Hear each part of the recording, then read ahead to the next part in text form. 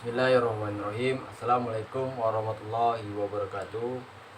Perkenalkan, nama saya Agustin Faroza, NIM 1822-19418. Di sini saya membuat video ini bertujuan untuk menyelesaikan UAS Hukum Konstitusi.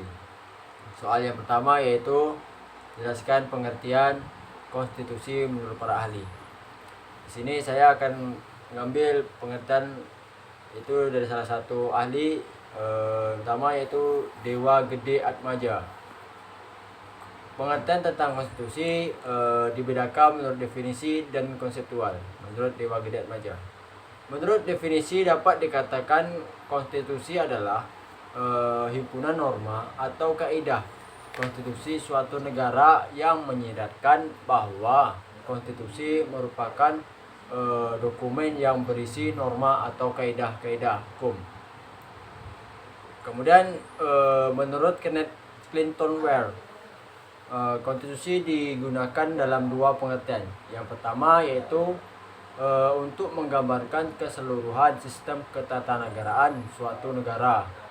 Kemudian yang kedua itu konstitusi digunakan dalam pengertian yang lebih sempit, yang digunakan untuk menggambarkan kumpulan peraturan yang biasanya dihimpun dalam suatu negara. Kemudian soal nomor 2 yaitu jelaskan pengertian dari Piagam Madinah sebagai konstitusi. Piagam Madinah adalah konstitusi negara yang berasaskan Islam dan disusun sesuai dengan syariat Islam. Piagam Madinah atau juga disebut Konstitusi Madinah dapat juga sebagai konstitusi suatu negara, sebab Piagam Madinah ini telah memuat prinsip-prinsip minimal suatu pemerintahan yang bersifat fundamental. Sebab ia adalah dokumen perjanjian antara masyarakat Madinah yang terdiri dari Muhajirin, Ansor, Yahudi dan sekutunya bersama Nabi Muhammad SAW yang menjamin hak-hak mereka, menetapkan kewajiban-kewajiban mereka dan menurut prinsip-prinsip pemerintahan yang bersifat fundamental yang mengikat untuk mengatur pemerintahan di bawah pimpinan Nabi Muhammad SAW. Soal nomor 3 yaitu jelaskan klasifikasi konstitusi. Klasifikasi konstitusi itu ialah sebuah pembagian konstitusi yang ada di Indonesia dan berlaku di Indonesia.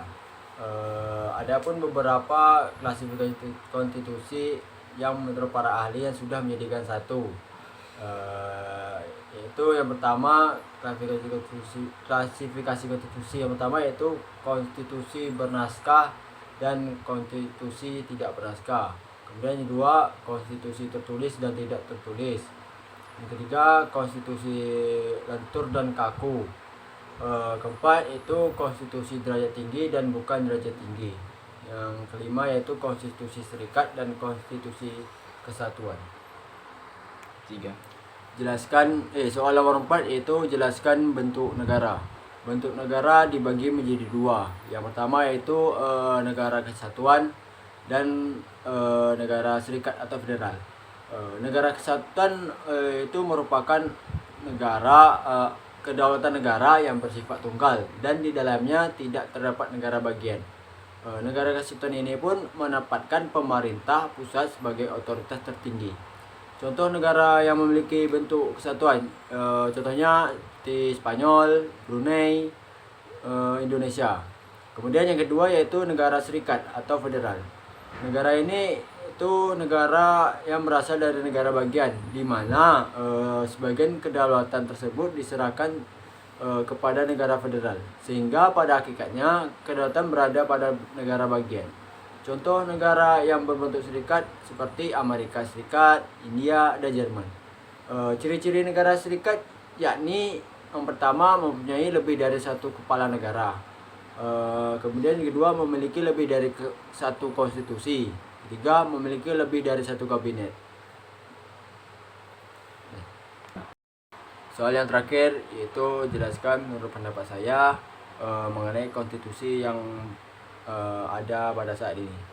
Menurut saya konstitusi tidak berjalan dengan baik dan banyaknya penyelewengan yang terjadi, baik pemerintahan maupun pejabat negara yang saya rasa masih belum bekerja sepenuhnya untuk rakyatnya, dan masih terjadi beberapa penyimpangan yang dilakukan oleh pemerintah.